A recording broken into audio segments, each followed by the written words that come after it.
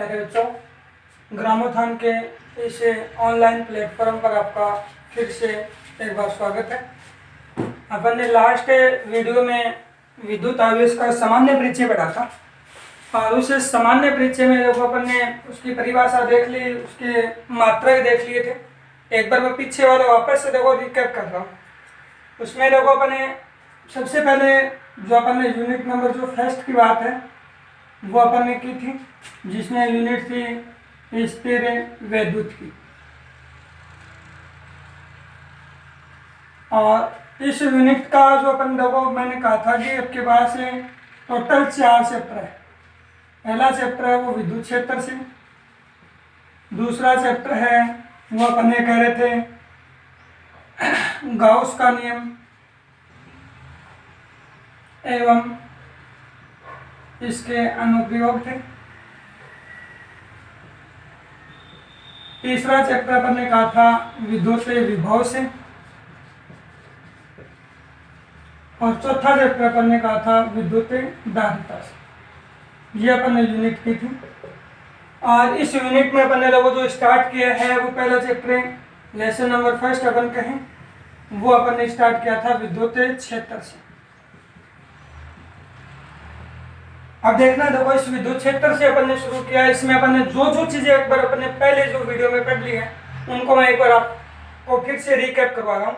उसमें अपन ने देखो सबसे पहले कहा था कि विद्युत आवेश की बात की। मौखिकली जो बात है आप देखना, जिसमें से आपको देखना है कि विद्युत आवेश क्या कहा था। विद्युत आवेश की मैंने कहा था कि अलग अलग बुकों में अलग अलग डेफिनेशन आपको मिलेंगी। ये कहेगा कि किसी वस्तु के ऊपर इलेक्ट्रॉनों की अधिकता एवं इलेक्ट्रॉनों की कमी का जो गुण होता है उसे आप क्या कह देंगे, विद्युत आवेश से कह देंगे।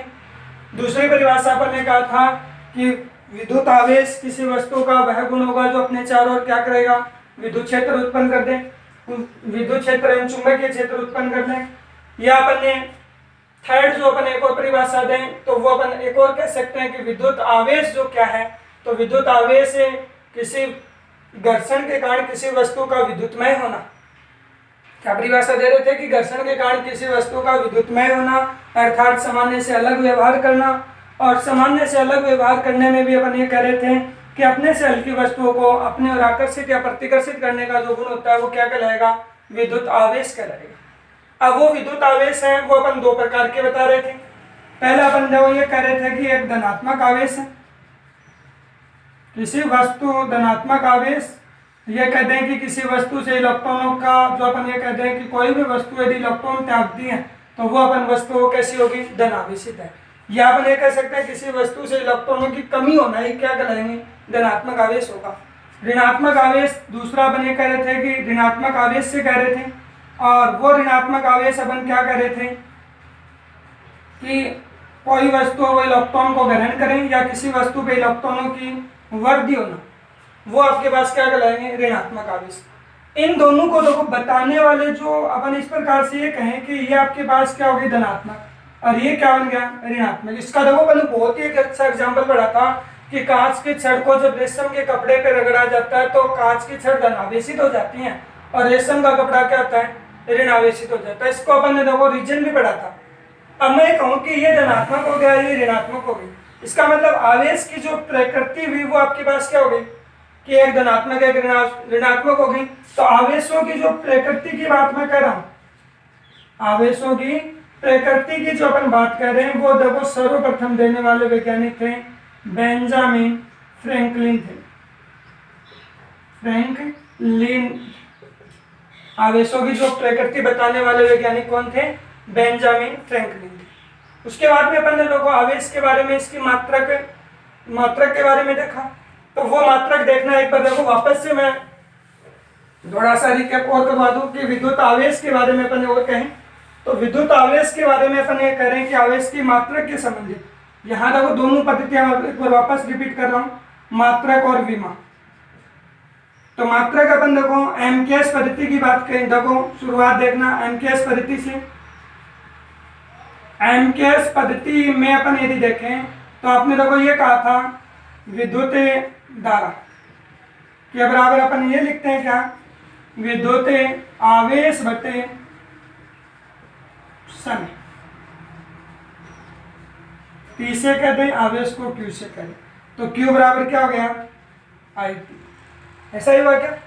तो एम के स्थिति में देखना, विद्युत धारा का मापन अपन किस में करते हैं, एम्पियर में, और समय का मात्रक अपन किस में करते हैं, समय का मापन किस में करते हैं, सेकंड में। तो इसका मतलब आवेश का मात्रक क्या हो गया, एम्पियर सेकंड हो गया। और इसी को अपन क्या कह देंगे, जिसे एसआई पद्धति में कूलाम कहते हैं। ये अपन ने देखो यहां तक देख लिया था। बात अपन करते हैं, देखो एक बात याद रखना अभी, एमकेएस पद्धति एम्पियर सेकंड, जिसे एसआई पद्धति में क्या कर रहे हैं, कूलाम से अपन कह रहे हैं, जिसे अपन सी से लिखते हैं, कूलाम। ठीक है। उसके बाद में अपन दूसरी मात्रक पद्धति की बात करते हैं, वो देखना दूसरी मात्रक पद्धति यहाँ पे क्या होगी, सीजीएस होगी। दूसरी मात्रक पद्धति अपन ये कह रहे हैं सीजीएस पद्धति, सेमी ग्राम सेकंड पद्धति। और इस सीजीएस पद्धति में आवेश की मात्रा को अपन दो तरह से डिफाइन कर देंगे, और वो आवेश देखना दो तरह से अपन कैसे कर दें, एक तो स्थिर विद्युत इकाई, स्थिर विद्युत इकाई से अपन कहें, दूसरा अपन ये कह दें कि स्थिर चुंबकीय इकाई।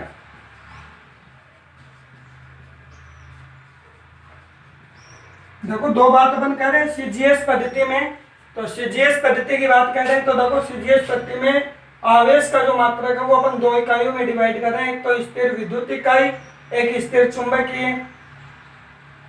चुंबकीय इकाई से, या स्थिर विद्युत चुंबकीय इकाई कह रहे हैं, एक ही बात है नहीं, स्थिर विद्युत चुंबकीय इकाई भी अपन कह रहे हैं।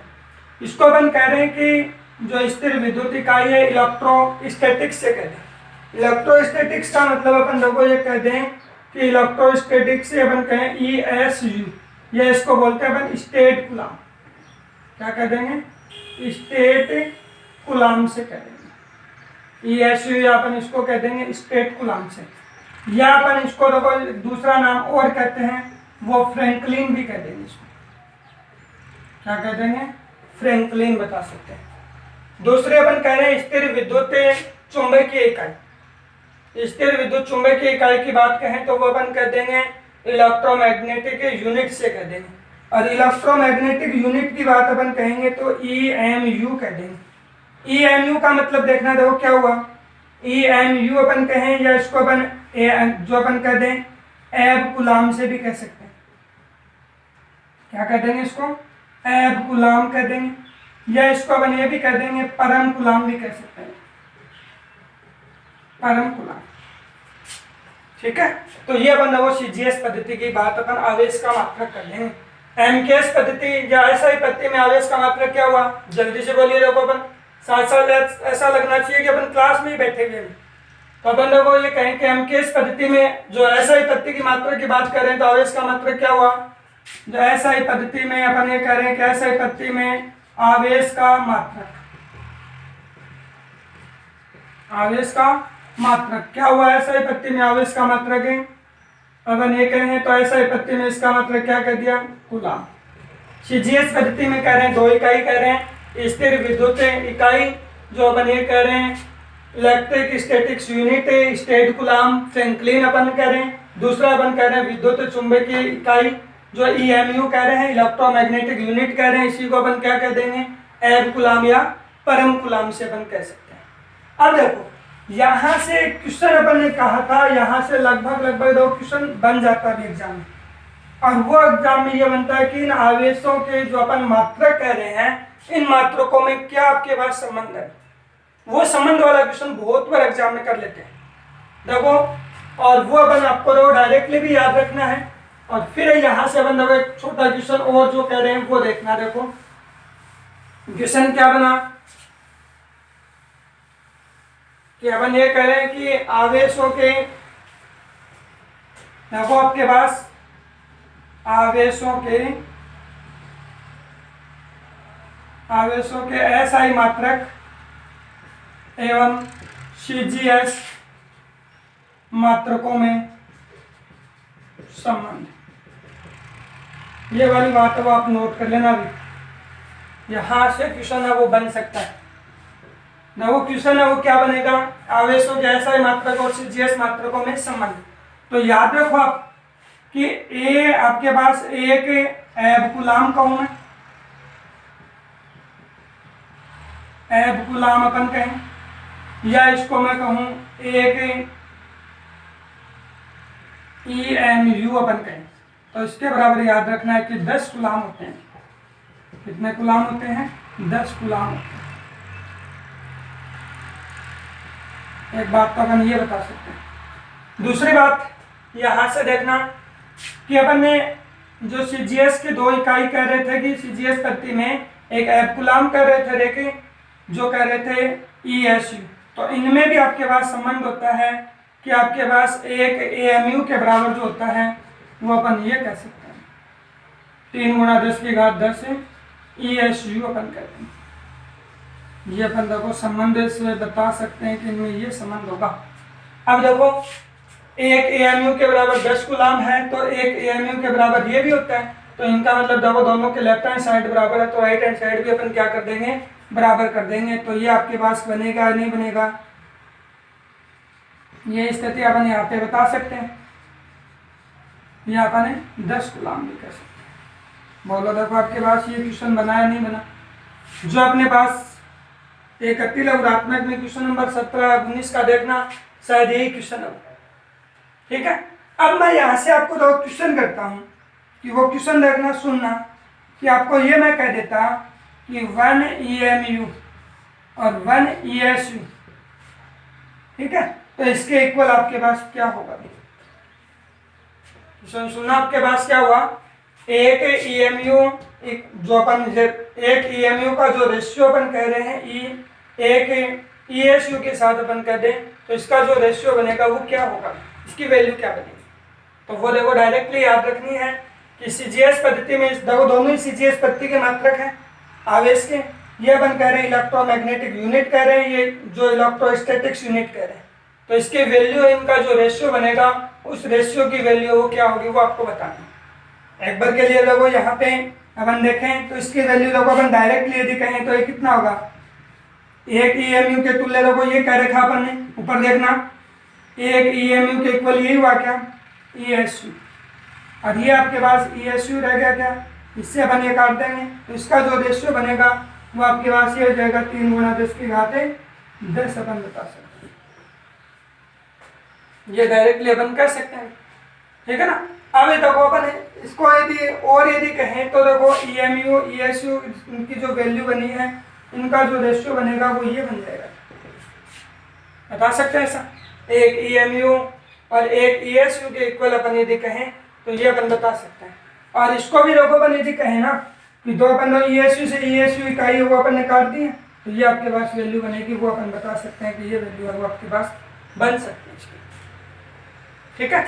अब देखो उसके बाद में उनके बाद में अपन एक और जो यहाँ से अपन बताएं तो वो देखना देखो क्या बनेगी। ये अपन ने एक लास्ट टॉपिक है अपन ने देखो पिछली क्लास में पढ़ा था स्थिर आवेश, दूसरा मैंने कहा था गतिशील आवेश, तीसरा मैंने कहा था त्वरित वेग से गतिशील आवेश, ये अपन ने कहा था।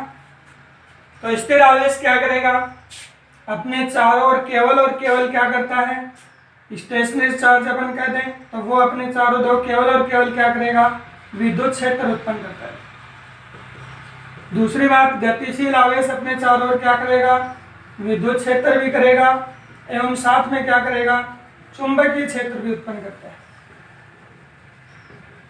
क्या करता है, गतिशील आवेश अपने चारों विद्युत क्षेत्र भी करता है और चुंबकीय क्षेत्र भी उत्पन्न करता है। त्वरित वेग से गतिशील, तो त्वरित वेग से गतिशील आवेश होगा वो क्या करेगा, विद्युत क्षेत्र भी करता है, चुंबकीय क्षेत्र भी करता है और अपने साथ में क्या करेगा, तथा अपने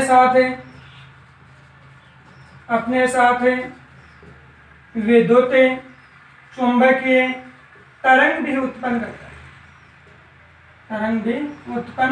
है, हाँ देखो ये अपन बता सकते हैं। अब यहाँ पे आपकी बात होगा, एक क्वेश्चन आपके दिमाग में बना होगा कि सर ये गतिशील आवेश हुआ, ये त्वरित वेग से गतिशील आवेश हुआ, उनमें अंतर क्या है। उसको देखो अपन लास्ट में बताया भी था कि गतिशील है, कोई डायरेक्शन नहीं है, यूं भी जा सकता है, आपकी ओर भी आ सकता है, यूं पीछे की ओर भी हो सकता है, यूं मेरी ओर इधर भी अपन बता सकते हैं, कोई भी दिशा में निश्चित नहीं है, वो आपके पास यहाँ पे क्या होगा, गतिशील आवेश होगा। त्वरित वेग है, इसका मतलब क्या होगी, उसकी डायरेक्शन है वो निश्चित रहेगी, ठीक है ना। एक निश्चित दिशा में यदि वो गति कर रहा है तो इसका मतलब वो क्या करेगा, अपने चारों ओर विद्युत क्षेत्र भी उत्पन्न करेगा, चुंबकीय क्षेत्र भी करेगा, और साथ साथ क्या करेगा, विद्युत चुंबकीय तरंगें भी उत्पन्न करता है। यहाँ से एग्जाम में देखो 2 बार क्वेश्चन हो चुका है, 2012 में क्वेश्चन आया, 2014 में क्वेश्चन आया, दोनों बार ही अपने देखो पहले 13 में से जो क्वेश्चन लेके आए हैं वो क्वेश्चन लेके आया था ऐसे कि पहला क्वेश्चन आया था कि पहली साल 2012 में क्वेश्चन आया, क्या कहा कि विद्युत चुंबकीय तरंगों का स्रोत क्या है, कि विद्युत चुंबकीय जो तरंग है उनका मूल स्रोत क्या है। तो वो मूल स्रोत देखना क्या बना भी, त्वरित वेग से गतिशील आवेश है, वो अपने चारों ओर क्या करता है, विद्युत चुंबकीय तरंगें उत्पन्न करता है। तो आवेश की जो कैसा होना चाहिए, आवेश त्वरित वेग से भी गतिशील आवेश है तो वो क्या कर देगा, विद्युत चुंबकीय तरंगें हैं उत्पन्न कर देगा। दूसरी साल देखो 2014 में यहाँ से क्वेश्चन आया, तो क्या आया, त्वरित वेग से गतिशील आवेश अपने चारों ओर कौन कौन से क्षेत्र उत्पन्न करता है। तो क्षेत्र उत्पन्न कर रहा है तो क्या क्वेश्चन बन गया, विद्युत क्षेत्र और चुंबकीय क्षेत्र उत्पन्न करता है। और विद्युत क्षेत्र और चुंबकीय क्षेत्र के साथ में क्या बता सकते हो, यहाँ पे और जोड़ना चाहें तो क्या कह दोगे आप, विद्युत चुंबकीय तरंगें उत्पन्न करता है। यहां तक अपन दो पीछे वाले वीडियो में देख लिया था, ठीक है। अब देखो अपन थोड़ा सा और अपन यहां से बढ़ते हैं, देखना कि थोड़ी सी बातें और अपन देखो यहां से करें कि अपन ने आवेश का ऐसा पद्धति में मात्रक क्या देखा, कूलम।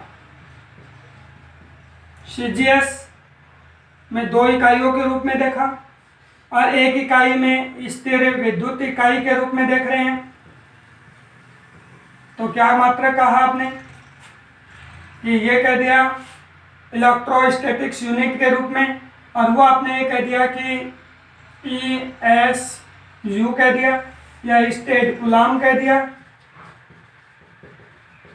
या इसी को अपन क्या करें, फ्रैंकलिन भी कह रहे हैं, ठीक है।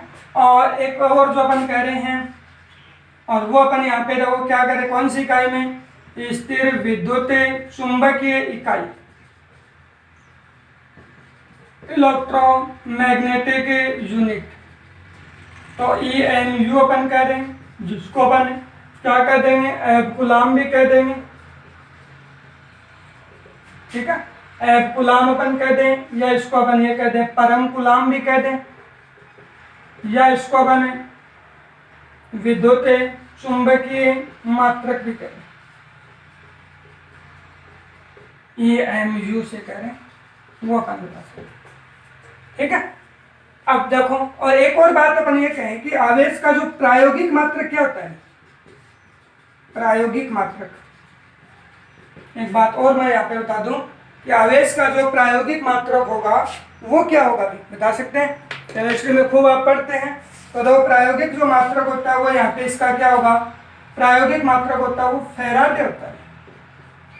यहाँ पे देखो याद रखना भी, एक तो होता है फैराडे और एक होता है फेरेड।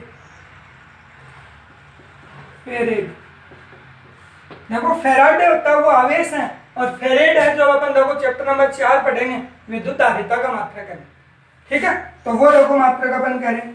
अब देखो प्रायोगिक मात्रक फैराडे है, तो देखो अपन ये कहें कि सबसे बड़ा यदि मात्रक अपन कहें आवेश के, देखो SI मात्रक, CGS मात्रक और प्रायोगिक मात्रक। तो आवेश का याद रखना कि सबसे बड़ा जो मात्रक होता है वो फैराडे होता है। एक फैराडे के इक्वल आप कितना कह सकते हैं, 96,500 कूलम आप कह सकते हैं। एक फैराडे के इक्वल आपके पास आवेश की मात्रा क्या होगी, ये कह देंगे। तो आवेश का सबसे बड़ा मात्रक फैराडे, उससे छोटा मात्रक अपन कहें तो वो कह देंगे एब कूलम होगा, EMU अपन कह देंगे। उससे अपन देखो छोटा यदि अपन मात्रा के यदि कहें तो अपन कूलाम कह सकते हैं। और उससे अपन छोटा यदि कहें तो ESU कह सकते हैं, स्टेट कूलाम कह सकते हैं, स्टेट कूलाम से अपन कह सकते हैं, या इसको अपन क्या कर देंगे, फ्रैंकलिन कर देंगे। अब यहां से आपके बाद वो एक दिमाग में अपने आप ही क्वेश्चन बन गया कि आवेश का सबसे बड़ा मात्रक कौन, फैराडे, और सबसे छोटा मात्रक कौन, स्टेट कूलाम या फ्रैंकलिन अपन कह सकते हैं। तो ये आवेश की इकाई अपन बता सकते हैं। ये अपन देखो कहीं भी अपन आप वीडियो को जो पॉज करना और फिर अपन यहाँ से आप लिख सकते हैं। एक बात ये लिख सकते हो, पीछे वाली आवेश के बारे में लिख सकते हो। तो ये अपन आवेश के बारे में मात्रक की बात करते हैं। अब देखो एक छोटे छोटे इकाइयों के रूप में और बात करना आवेश की, जब अपन न्यूमेरिकल टाइप क्वेश्चन करेंगे तब और बातें आएंगी आपके बस सामने, वो देखना। देखो क्या क्या बात अपन कह देंगे। इकाइयां देखना कि कई बार आवेश को मिली कूलाम कह देते हैं, तो छोटी छोटी इकाइयों के रूप में डायरेक्टली याद रखना है 1 मिली कूलाम, तो याद रखना 10⁻³ कूलाम कह देंगे। 1 माइक्रो कूलाम 10⁻⁻6 कूलाम कह देंगे। 1 नैनो कूलाम 10⁻⁻9 कह देंगे। 1 पिको कूलाम 10⁻⁻12 कूलाम कह देंगे। ये भी इकाइयों के रूप में याद रखना है। छोटी छोटी इकाइयों के रूप में जो अपन कहें तो वो इकाई अपन 1 milli coulomb, micro coulomb, nano coulomb, pico coulomb, ठीक है। तो ये भी अपन आवेश के बारे में बता सकते हैं। अब देखो उसके बाद की बात अपन यहाँ से नया एक टॉपिक लेके चल रहे हैं कि, और वो नए टॉपिकों के रूप में देखना आवेश के गुण ग्रह आपके पास क्या बने। अगला जो टॉपिक है वो आवेश के गुण धर्म देखना। अब देखो अपने पास थ्योरेटिकल नहीं है अभी पूरा, अब मजेदार जो टॉपिक हम वो अपन करें तो आवेशों के गुण धर्म। कई बार तो एग्जाम में यहाँ से छोटा क्वेश्चन यूं ही बोल लेते हैं कि आवेश के कोई 2 गुण धर्म लिखिए, तो वो 2 गुण धर्म अपन को डायरेक्टली याद रखना है कि पहला अपन ये कह देंगे आवेशों का योज्यता नियम, आवेशों का योज्यता का नियम। दूसरा अपन कहें तो वो ये कह देंगे आवेश संरक्षण नियम, आवेश संरक्षण नियम। तीसरा आवेशों का क्वांटमीकरण, आवेशों का क्वांटमीकरण या क्वांटीकरण भी अपन कह दें, क्वांटीकरण एक ही बात है। आवेशों का क्वांटमीकरण या आवेशों का क्वांटीकरण। और चौथा पॉइंट अपन ये कह देंगे आवेशों की निश्चलता,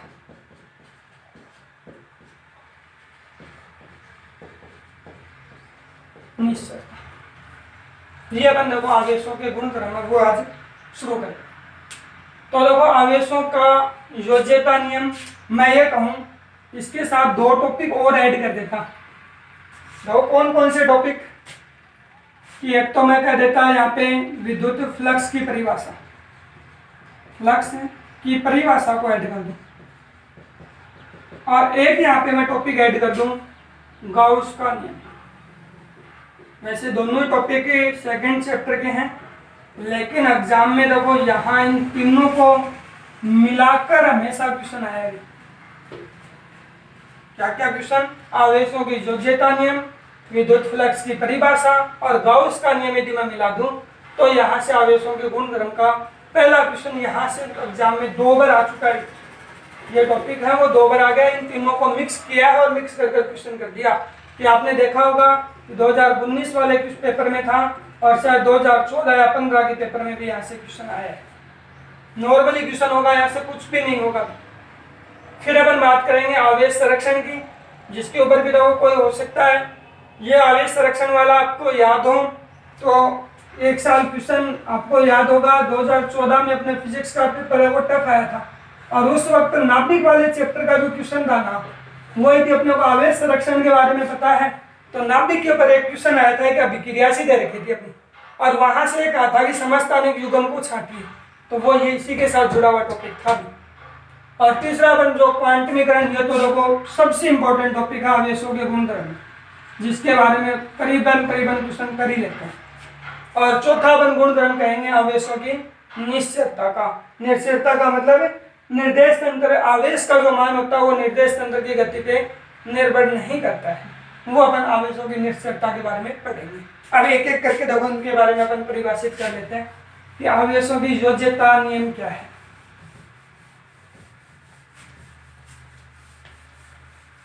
आवेशों के गुणधर्म की बात की है, और इन गुणधर्म में देखो पहला टॉपिक है वो अपन लोग शुरू करते हैं, आवेशों का योज्यता नियम।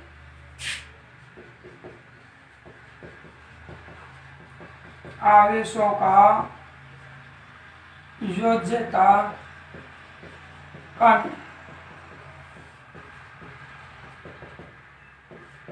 योज्यता का नियम, ये देखो क्या होता है। तो आवेशों की योज्यता नियम से पहले भी मैं आपको देखो ये कहूँ, आवेशों की योज्यता का नियम में किसी भी निकाय का जो कुल आवेश होता है, कोई भी निकाय है उस निकाय का कुल आवेश उस निकाय में उपस्थित सभी आवेशों के बीजगणितीय योग के तुल्य होता है। इसके तुल्य होगा, आवेशों के बीजगणितीय योग के तुल्य होता है। वो चीज और देखना, देखो कि कैसे अपने निश्चित जो ये कहें, जैसे मैं एक निकाय ये मान लेता, आप खुद ही देखो बताना। जैसे मैं कहता कि एक निकाय है, एक सिस्टम ये है आपके पास, इसमें मैं कहूँ कि 1 माइक्रोकूलम का आवेश है, 2 माइक्रोकूलम का आवेश है, 3 माइक्रोकूलम का आवेश है, 4 माइक्रोकूलम का आवेश है और 5 माइक्रोकूलम का आवेश है। तो आपको मैं कहता कि इस निकाय का कुल आवेश क्या होते हैं, तो आप डायरेक्टली शायद एक कैलकुलेट कर देते हैं कि 1 2 3 3 और 3 6 6 4 10 और 10 और 5 है 15 बता देते। कितना हो गया कुल आवेश है? 15 माइक्रोकूलम आवेश बता सकते हो। दूसरी बात, यहाँ पे मैं ये कर देता, इसको माइनस कर देता, तो आप क्या करते थे? तो आप ये करते कि इसका कुल आवेश कितना हुआ, तो पॉजिटिव पॉजिटिव को एक तरफ कर ले, पॉजिटिव वाले जोड़ेंगे तो देखो 1 2 3 3 और 4 9 3 सॉरी 1 2 1 3 3 और 4 7 7 और 5 है 12 12। तो ये आपके पास पॉजिटिव है और ये 3 उसमें से आप क्या कर दोगे, कम कर दोगे, तो कितना हो गया अभी 9 माइक्रोकूलम हुआ है, नहीं हुआ? यही बना क्या, देखो 9 माइक्रोकूलम हो गया। ऐसे ही मैं एक और को माइनस कर देता, तो देखो आपके पास कितना बताते आप, तो आप ये करते क्या, 1 4 5 5 और 5 10 10 में से फिर इस 5 को कम कर देते, तो ये कितना हो गया, ये हुआ था 10 माइक्रोकूलम। तो इसका मतलब देखो एक सीधा सा एक परिभाषा निकल कर आ रही है कि आवेश है वो आपके पास जैसे है वैसे बने, जिस प्रकृति का है उसी प्रकृति का आपको लेना है कि पॉजिटिव है तो पॉजिटिव करना है, नेगेटिव है तो नेगेटिव लेके चलना है और उनको आपस में योग करना है। तो मैं कहूँ कि आवेशों की योज्यता नियम को देखो आप कैसे परिभाषित कर दोगे कि किसी भी निकाय का कुल आवेश होता है वो निकाय में उपस्थित सभी आवेशों के बीजगणितीय योग के तुल्य होता है। बता सकते हो कि देखो जैसे मैं आपको इस बार ये न करके इस निकाय में ये कर लेता, देखना कि मैं ये मान लेता कि निकाय में Q1 आवेश है, Q2 आवेश है, Q3 आवेश है, Q4 है, Q5 है, और इस प्रकार से मैं मान लेता कि Q1 आवेश है और मैं कहता इस निकाय का कुल आवेश कितना होगा। तो आपके पास आवेशों की योज्यता नियम से आप क्या बता दोगे, Q1 plus Q2 plus Q3 plus Q4 plus Q5 और लास्ट क्या लिख दोगे, Q1 तक लिख दोगे। तो यहाँ से आवेश कितना हो गया, इसको देखो अपन यदि मैथमेटिक्स तरीके से लिखें तो योग को हमेशा किस में लिखते हैं, समेशन में। तो योग को अपन देखो यहाँ पे कर दें समेशन में। अब देखो बदल क्या रही है समेशन के अलावा, समेशन तो योग को बता रहा है। अब देखो यहाँ पे क्या बता है 1 2 3 4 5 6 7 8 और यहाँ पर क्या जा रहा है n तक, इसको मैं QI कर दूं और I का मान कहाँ से कर दें, 1 से शुरू और लास्ट क्या हो गया n तक। तो ये आवेशों की योज्यता नियम होगा। एक तरह से मैं ये कहूँ कि जैसे आप संख्याओं को जोड़ते हैं वैसे आवेशों को जोड़ देना है, वही क्या कहलाएगा, आवेशों की योज्यता नियम कहलाएगा। ध्यान रखना है आवेश धनात्मक का धनात्मक लेना है, पॉजिटिव नेगेटिव है तो नेगेटिव लेके चलना है और उसके अकॉर्डिंग आवेशों को जोड़ देना है। कि अपन ये कह दें कि आवेशों की योज्यता नियम में कि विथ साइन आपको योग करना है, जैसा साइन दे रखा है वैसा साइन आपको लेके चलना है, और ये आप इसमें कर दें तो ये आवेशों की योग जितना नियम हो जाएगा। देखो विथ अपन साइन के रूप में अपन कह रहे हैं क्योंकि आपने ये कहा है कि आवेश क्या होती है भी, आवेश है वो एक अदिश राशि होती है, तो अदिश राशि है इसका मतलब है दिशा की आवश्यकता नहीं है। आपके पास क्या होगा, केवल और केवल ये आपको क्या चाहिए, परिणाम, जो परिमाण की बात करनी है आपको, परिमाण चाहिए आपको, जो अपन मैग्नीट्यूड चाहिए तो मैग्नीट्यूड के रूप में अपन यहाँ पे बता रहे हैं, वो अपन ये कह रहे हैं कि आवेशों के बारे में बताते हैं। एक बात और देखना, पीछे में थोड़ी सी बात रह गई थी कि विद्युत आवेश के बराबर आपने ये कहा था क्या, विद्युत धारा बराबर आप ये कहें तो विद्युत आवेश बटा समय, तो विद्युत आवेश के बराबर आपने क्या कहा, Q बराबर है I और T। तो मैं यहां से देखो विद्युत आवेश का विमीय सूत्र निकाल सकता हूँ। डायमेंशनल फॉर्मूला क्या होगा, तो वो डायमेंशनल फॉर्मूला देखो क्या बनेगी कि आपके पास आवेश की जो विमा बनेगी, अपन ये कहें कि Q की विमा, तो आवेश की विमा याद रखना है धारा है, समय की विमा, धारा की विमा अपन कहें तो A1 हो जाएंगी, समय की विमा क्या होगी T1 हो जाएंगी, तो आवेश की विमा क्या होगी A1 T1 अपन बता सकते हैं। तो आवेश का विमीय सूत्र क्या बना, डायमेंशनल फॉर्मूला क्या बन जाएगा, Q की विमीय सूत्र है, और वो ये कह देंगे M0 L1 L0 T1 A1, इसका विमीय सूत्र बनेगा।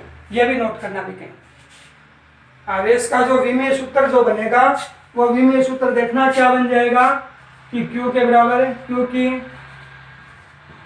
Q का डायमेंशनल फॉर्मूला या Q की विमा, और वो विमा क्या बन जाएगी M0 L0 T1 A1, याद रखनी है, ठीक है।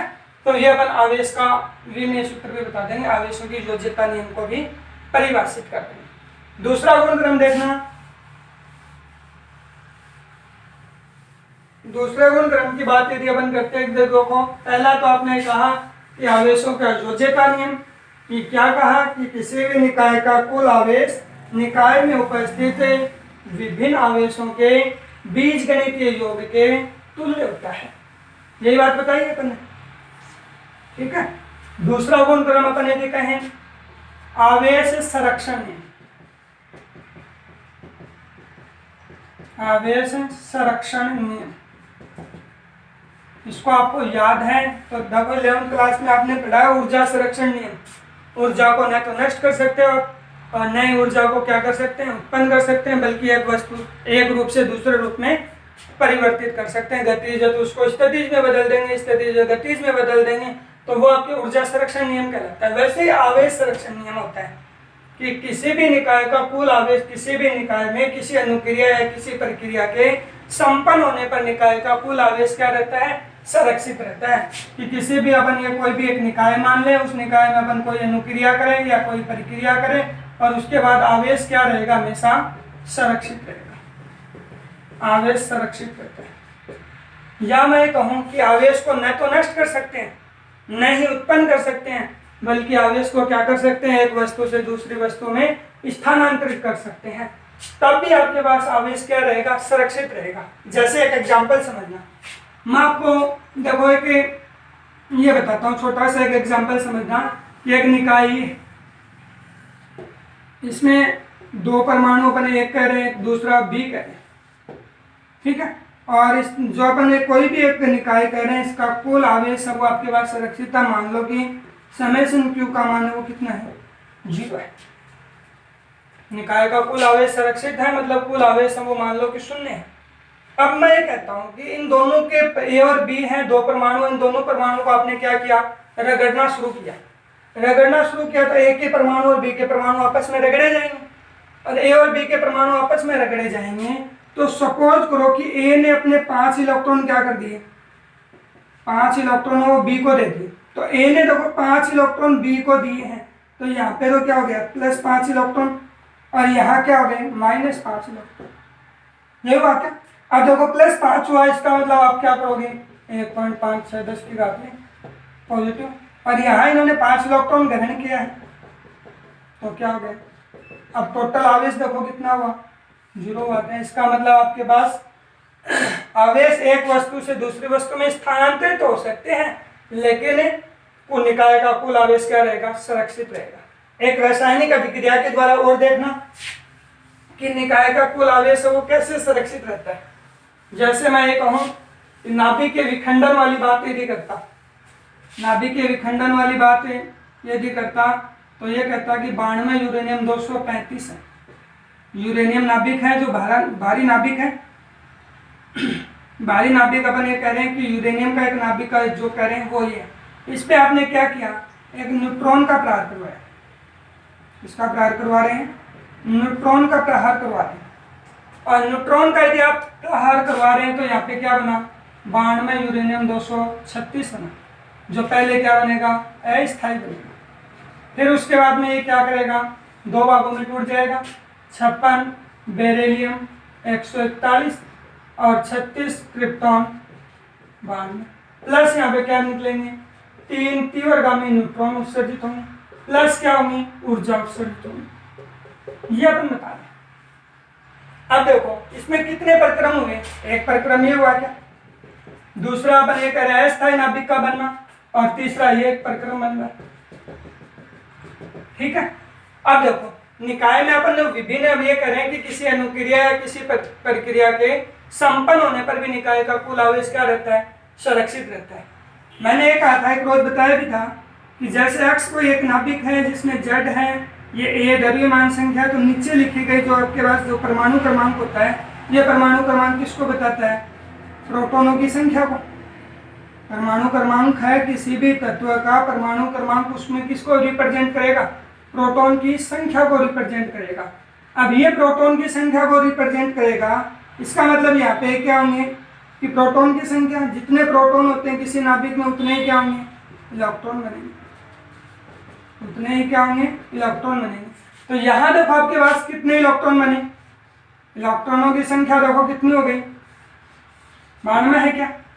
यहाँ भी देखें तो क्या हो गई, इलेक्ट्रॉनों की संख्या कितनी है, 92 है।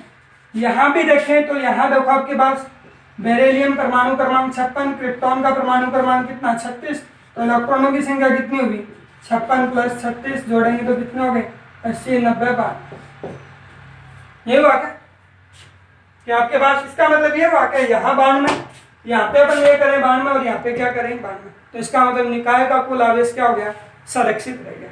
एक और देखो छोटा सा उदाहरण और देखते हैं जो अपनी बुक में खूब मिलेगा कि दो अपन एक हाइड्रोजन के दो समस्थानिक ले रहे हैं, हाइड्रोजन ये ले रहे हैं, इन दोनों से देखो मिलकर क्या बना, एक ड्यूटेरियम नाभिक बना। क्या बना, ड्यूटेरियम। हाइड्रोजन के 3 समस्थानिक है, तो पहले 2 समस्थानिकों को लिए और उनमें से दूसरा समस्थानिक क्या बन गया, ड्यूटेरियम बन गया। यहाँ देखो कि ये अपन देख रहे हैं तो द्रव्यमान संख्या 1 और 1 2, तो यहाँ भी कितनी होगी, 2 होगी। अब यहाँ देखो आपके पास क्या बन गई, 1 और यहाँ पे क्या होगी, 2, लेकिन यहाँ तो 2 नहीं है। तो अभिक्रिया अपन संतुलित कैसे करते हैं, यहाँ अपने को किसकी आवश्यकता, 1 की आवश्यकता, ऊपर वाला 2 पहले से हो गए तो इसको बने 0 कर दें, इसका मतलब ये क्या बन गया, ये हो गई क्या, 1E0 हो गया। 1E0 को क्या बोलते हैं, पॉजिट्रॉन बोलते हैं। क्या बोलते हैं, पॉजिट्रॉन। अब किसी भी नाभिक में जब पॉजिट्रॉन बनते हैं तो याद रखना कि उस दौरान, पॉजिट्रॉन के दौरान क्या बनेंगे, न्यूट्रिनो भी बनेंगे। क्या बनेंगे, न्यूट्रिनो बनेंगे, और न्यूट्रिनो बनेंगे, ये न्यूट्रिनो, ठीक है ना। तो ये भी अपन बता सकते हैं कि आवेश हो यहाँ भी सुरक्षित। आप देख लो कि कितने इलेक्ट्रॉन हुए, एक इसके पास, एक इसके पास, तो टोटल कितना हुआ, 2। यहाँ पे 1 ये रहा, 1 ये रहा, तो कितने इलेक्ट्रॉन हो गए, 2 इलेक्ट्रॉन हो गए। ठीक है, तो ये अपन आवेश संरक्षण नियमों को बता सकते हैं। अब देखो आवेश संरक्षण, पहला अपन ने गुणक्रम पढ़ लिया कि आवेशों की योज्यता, आवेशों का योज्यता, और दूसरा गुणक्रम वो अपन ने पढ़ लिया कि आवेश संरक्षण नियम से। ठीक है, अब तीसरा गुणक्रम देखना जो इंपॉर्टेंट भी है, एग्जाम में बहुत बार क्वेश्चन हुआ है भी वहां से, आवेशों के क्वांटीकरण से क्या तात्पर्य है, ये और देख लें। देखो एक बार कि आवेशों के क्वांटीकरण या क्वांटमीकरण से क्या तात्पर्य है, वो अपन देखो छोटा सा एक जो बता रहे हैं, इंपॉर्टेंट है भी, यहाँ से क्वेश्चन बनता भी एग्जाम में। और वो देखो आपके पास क्या होगा, आवेशों का क्वांटमीकरण, आवेशों का क्वांटमीकरण अपन करें। ये देखो अपन ने अभी कहा कि आवेश संरक्षण नियम में देखो अपन ने बताई है कि ये कहा कि किसी वस्तु से अपन ये करें कि आवेश को न नष्ट किया जा सकता, न उत्पन्न किया जा सकता, बल्कि एक वस्तु से दूसरी वस्तु में स्थानांतरित किया जा सकता है, लेकिन उस दौरान भी आवेश क्या रहेगा, सुरक्षित रहेगा। अब वही चीज देखना कि आवेशों के क्वांटीकरण की बात ये करते हैं कि एक वस्तु से दूसरी वस्तु में इलेक्ट्रॉनों का स्थानांतरण सदैव एक वस्तु से दूसरी वस्तु में इलेक्ट्रॉनों का स्थानांतरण एक पूर्णांक संख्या के रूप में होता है। स्थानांतरण एक पूर्णांक संख्या के रूप में होगा। यह बात अपन आवेशों के क्वांटीकरण में अपन बता सकते हैं कि एक वस्तु से दूसरी वस्तु में इलेक्ट्रॉनों का जो स्थानांतरण होता है वो किसके रूप में होगा, एक पूर्णांक संख्या के रूप में होगा। दूसरी बात, जैसे मैं कहूं कि किसी वस्तु के ऊपर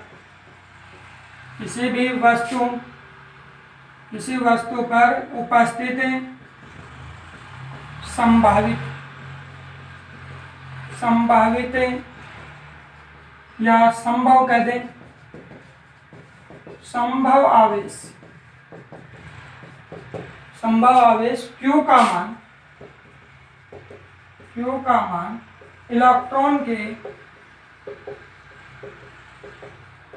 इलेक्ट्रॉन के आवेश का पूर्ण गुणज होता है। आवेशों के क्वांटीकरण में अपन ये कह दें कि किसी वस्तु पर उपस्थित संभावित या संभव आवेश का मान इलेक्ट्रॉन के आवेश का पूर्ण गुणज होता है।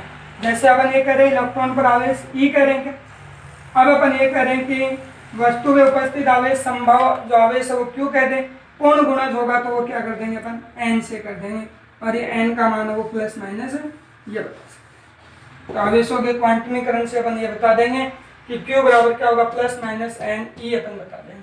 अब ये देखो N का मान तो आपके पास 1 2 3 4 5 एक पूर्णांक संख्या के रूप में अपन कह रहे हैं। ये बात अपन ने पहले बता दी है कि एक वस्तु से दूसरी वस्तु में इलेक्ट्रॉनों का स्थानांतरण है कि पूर्णांक संख्या के रूप में होगा, और वो अपन ये बता सकते हैं। अब देखो उसके बाद में अपन ये कह रहे हैं कि ये आपके पास जैसे ही अपने को ये बताया है कि इसको अपन यूं भी तो लिख सकते हैं प्लस माइनस N गुणा 1.6 गुणा 10 की घात माइनस 19 बता सकते हैं पूर्णांक संख्या के रूप में। अब देखो जैसे मैं कोई भी वस्तु मान लूं, आपको देखो यहाँ से मैं बताता है एक चीज और देखना समझना कि जैसे मैं कहता कि किसी वस्तु को अपन ये कहते हैं कि 4.8 गुणा 10 की घात माइनस 23 कूलम आवेश है वो अपन दें, तो वो वस्तु क्या इस आवेश को अपने पास रख पाएगी, या किसी वस्तु पर ये आवेश वो उपस्थित हो सकता है क्या। इस चीज को देखो यहाँ से मैं जोड़ रहा हूँ, आवेशों का क्वांटमीकरण है वो ये जोड़ रहा हूँ कि कोई भी वस्तु है वो अपने पास इतना आवेश है वो सुरक्षित रख सकती है क्या। तो इसका देखो अपने पास वो कोई भी वस्तु है वो आवेश वो रखेंगी या नहीं रख पाएंगी, इसका रीजन अपन यहीं से देख लेंगे। जो आवेश दिया जाए आपको, जो भी आवेश आपको, जैसे मैंने ये कह दिया 20 मान लो यहाँ पे, ये अपन ने ये कर लेते, इसमें अपन क्या करें, इलेक्ट्रॉन के आवेश का भाग दे देंगे। इलेक्ट्रॉन के आवेश का अपन क्या कर देंगे, भाग दे देंगे। अब इलेक्ट्रॉन के आवेश का भाग देंगे तो देखो ये पॉइंट से ये पॉइंट कट जाएगा, ये क्या हो गया 3, ये 10 की घात है माइनस 20 और 10 की घात ऊपर लाएंगे 10 की घात माइनस की है तो प्लस की हो जाएंगे क्या, तो ये 3 गुणा 10 की घात ये माइनस 1 रहेगी, और ये आपके पास कितना हो गया 3 गुणा 10 की घात माइनस 1, इसको ये लिख देंगे 3/10, इसका मतलब क्या हो गया 0.3, और 0.3 क्या है, इलेक्ट्रॉन जो अपन ये कह रहे हैं पूर्णांक संख्या है, तो पूर्णांक संख्या नहीं है, तो इसका मतलब वो वस्तु है वो ये आवेश है वो किसी वस्तु के ऊपर इतना आवेश है वो सुरक्षित नहीं रह सकते। यदि अपन यही एक पूर्णांक संख्या के रूप में आती, इसको यदि मैं मान लो कि प्लस 20 कर लेता, तो प्लस 20 यदि मैं करके चलता तो यहाँ से जब आपके पास जो अपन कहें कि पूर्णांक संख्या के रूप में इसको मान लो कि ये अपन यदि करते हैं तो ये शायद देखो घातें होती वो देखो 10 की घात 20 और 19 39, इसका मतलब ये क्या आ रही है एक पूर्णांक संख्या के रूप में आ रही है। तो किसी भी वस्तु को अपन इतना आवेश वो दे सकते हैं, या वो वस्तु इतना आवेश वो सुरक्षित रख सकते हैं। ये अपन आवेशों का क्या बता सकते हैं, क्वांटमीकरण अपन बता सकते हैं। ठीक है। अब देखो एक बात और मैं आपको बता दूं कि अपन ने 3 गुणधर्म है वो अपन ने पढ़ लिए हैं। चौथा गुणधर्म आवेशों की निश्चलता का है, वो अपन देखो अगली वीडियो में अपन पढ़ लेंगे। कि देखो ज्यादातर तीनों गुणधर्मों में अपन ने पहला गुणधर्म आवेशों के योज्यता नियम पढ़ लिया, आवेश संरक्षण नियम पढ़ लिया, आवेशों का क्वांटमीकरण पढ़ लिया। चौथा गुणधर्म आवेशों की निश्चलता का पढ़ा। तो देखो एक बात और मैं आपको बता रहा हूँ, किसी भी विद्यालय की जो नींव होती है, ठीक है ना, और वो नींव होती है वो ज्यादातर अपन देखो ये कहेंगे 3 स्तंभ होते हैं। और उन तीनों स्तंभों को देखना, देखो पहला स्तंभ है वहां पे जो आपके पास जो स्कूल संचालक है वो कैसा है, उसका व्यवहार कैसा है। संचालक की बात अपन कहें तो उसका व्यवहार है वो कैसा होगा। दूसरा स्तंभ है वो अपन ये कहते हैं वहां कार्य करने वाले टीचर हैं, वो जो अध्यापक हैं वो कैसे हैं। और तीसरा स्तंभ है वो आपके पास कैसा है कि आप खुद हैं कि विद्यार्थी वहां पे कैसे करने वाले। तो उन दो में देखो अपन ने पहले भी आपको बताए हैं कि संचालक कहें उसका व्यवहार कहें तो ग्रामोत्थान में आपको देखो लगभग पता है कि संचालक का व्यवहार वो कैसा है। कि अपन देखो ज्यादातर देखते हैं कि जो स्कूल संचालक होते हैं वो क्या करते हैं कि अधिकतर टीचर में फोर्स करने की कोशिश करते हैं टीचर को, लेकिन ऐसा यहाँ पे नहीं है। दूसरा वहाँ पढ़ाने वाले अध्यापक कैसे हैं, वो चीज़ें भी आपने खूब देखी है कि खूब आपको लोग बताया गया है कि यहाँ पे आपने देखा भी होगा कि टीचर 10-10, 15 मिनट के लिए अपने पीरियड के लिए लड़ते रहते हैं कि मेरी 5 मिनट आपने ले ली, 10 मिनट आपने ले ली, तो वो भी आप देख सकते हैं। तीसरा आप देखो विद्यार्थी खुद है, देखो लॉकडाउन का समय है कि अपन ज़्यादा देखो एक दूसरे से मिल भी नहीं सकते। यदि देखो लॉकडाउन न होता तो इस समय अपनी 12वीं का रिजल्ट अपने को पता रहता, आपके सामने रहता कि आपने क्या एक साल आपके दो सीनियरों ने कैसी पढ़ाई की है, कैसा आपको पढ़ाया गया है, तो वो आप रिजल्ट अपने सामने रहता। अब लॉकडाउन का समय है और उस समय का लोग आपके पास सोशल डिस्टेंसिंग का पालन करते हुए आपको देखो जितने भी लेक्चरर मिल रहे हैं, जितने भी वीडियो आपको मिल रही हैं, आपको क्या करना है विद्यार्थियों, अपने ग्रुप में कम से कम 5 बच्चों को जरूर देखो मोबाइल से 5 बच्चों या 5 अपने ग्रुप में कोई भी ग्रुप है उसमें 5 को जरूर ये वीडियो शेयर करना है। और विशेष तौर पे मैं कहूँ कि इन वीडियो को आपको क्या करना है, दूसरे विद्यालय में पढ़ने वाले जितने भी आपके पास आस पड़ोस के जितने बच्चे हैं उन विद्यार्थियों तक अपनी वीडियो जरूर आप पहुंचाएं। उनको बताएं कि हमारे विद्यालय में ऐसी पढ़ाई हो रही है और आप वाले विद्यालय में कैसी पढ़ाई हो रही है, आपस में अपन कंपेरिजन उनको करवाएं। और उस कंपेरिजन का देखो आप ही देखो विद्यार्थी आप खुद ही इसे तीसरे स्तंभ के रूप में काम कर रहे हैं, सोशल डिस्टेंसिंग का पालन करते हुए। अपने को देखो एक दूसरे से मिलना भी नहीं है और अपन क्या कर लेंगे, अपने मोबाइल के द्वारा क्या करेंगे, या तो आपके पास अपने आस पड़ोस वाले के नंबर है, नंबर न भी है तो उसको आप क्या करें, अपने मोबाइल से कैसे भी मैसेज कर दें। कोई वीडियो आपके पास जैसे ग्रुप में आ रही है उस वीडियो को आप शेयर कर दें और उस वीडियो को आप जैसे उनको शेयर करें तो 5 विद्यार्थी कम से कम देखो अपन पास टोटल विद्यार्थी अपने पास कितने हैं, 90 विद्यार्थी हैं अपने पास। और आप 90 है तो एक विद्यार्थी यदि 5 को करेगा तो 90 यदि करेंगे तो टोटल कितने होंगे, 450 आप देखो एक ही दिन में अपने ग्रुप के साथ जुड़ सकते। और वो देखो उनको भी आप ये कहो कि आप भी अपने आस पड़ोस वाले के कितने को कर दें, 5 को कर दें। तो यूँ लगातार यदि आप करते रहेंगे तो कुछ ही दिनों में आपको ऐसा लगे, आप तो अपन रिकॉर्डेड वीडियो दे रहे हैं तो कुछ दिनों के बाद ही अपन क्या करेंगे, आपको लाइव क्लास देने की कोशिश करेंगे। ये काम आपको जरूर करना है। ग्रामोत्थान है वो काम नाम पे विश्वास नहीं करता, काम पे विश्वास करता है। इसी के साथ आपको अपने चैनल को ज़्यादा से ज़्यादा लोगों को शेयर करना है, लाइक करवाना है। धन्यवाद।